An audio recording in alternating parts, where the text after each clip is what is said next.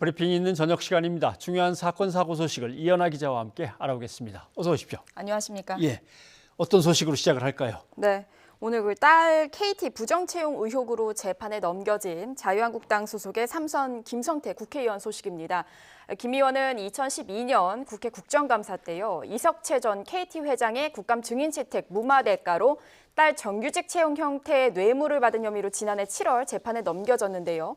오늘 1심 재판부가 김 의원에게 무죄를 선고했습니다. 김 의원은 취재진에게 재판부에 감사하다는 소감을 밝히기도 했습니다. 네, KT의 부정 채용은 다른 재판에서 이미 다 인정을 받은 사건이기 때문에 그런데 김성태 의원에게는 무죄가 나왔다. 이거는 네. 이유가 뭡니까? 재판부는 김 의원 딸이 부정 채용된 사실은 인정했지만요. 뇌물죄 혐의는 인정할 수 없다 이렇게 판단을 했습니다.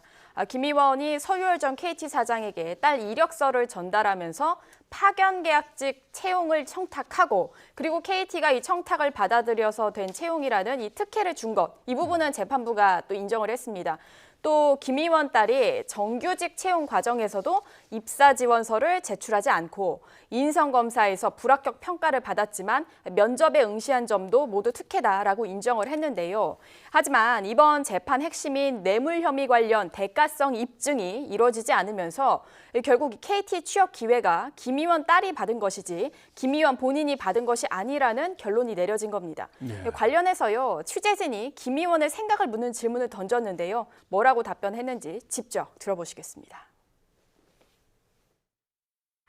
그 직권 남용과 업무방해는 검찰이 불기소 처분으로 무혐의 처분이 이루어졌습니다. 그런 만큼 KT 내부적인 절차에 의해서 딸애가 정규직 전환 과정에 있었던 문제에 대해서는 이 모든 게 저의 부득이의 소치입니다.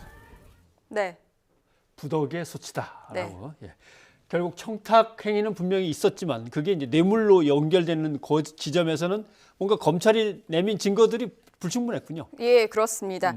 그간 검찰은요, 김 의원에 대해서 이제 지난 2012년 그 KT 하반기 공채에 딸이 채용되는 것과 관련해서 KT 측의 대가성 행위에 대한 혐의에 대한 수사를 계속 벌여오지 않았습니까? 근데 여기서 말한 이 대가성 행위가 12년 당시 이제 국회 환노위 소속이던 김 의원이 해당 상임위 국감에서 이석채 전 KT 회장을 증인으로 채택하지 않게 힘을 썼다고 본 부분인데요.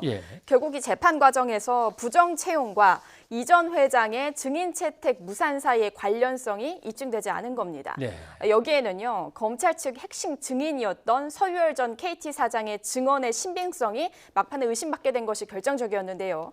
앞서 서 전 사장은 2011년 김 의원과 이 전 회장이 만나 딸 채용 청탁을 했다는 취지의 증언을 했습니다. 하지만 재판부가요, 카드 결제 기록 등 증거를 토대로 보면서 서 전 사장의 진술을 믿기 어렵다라는 결론을 내린 겁니다.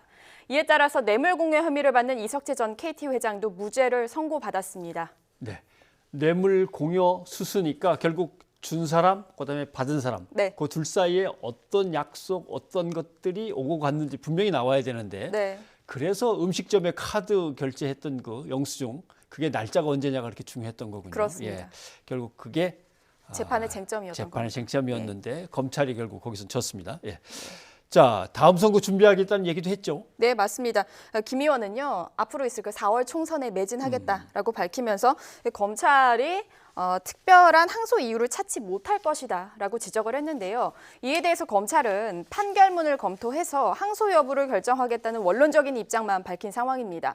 사실 그 지난해 12월 결심 공판에서 검찰은 김 의원에게 징역 4년을 그리고 이 전 회장에게는 징역 2년을 각각 구형한 바 있습니다. 따라서요, 항소심이 진행될 경우에는 혐의와 그리고 이 대가성 여부를 둘러싼 양측의 치열한 법정 공방이 예상이 됩니다. 네.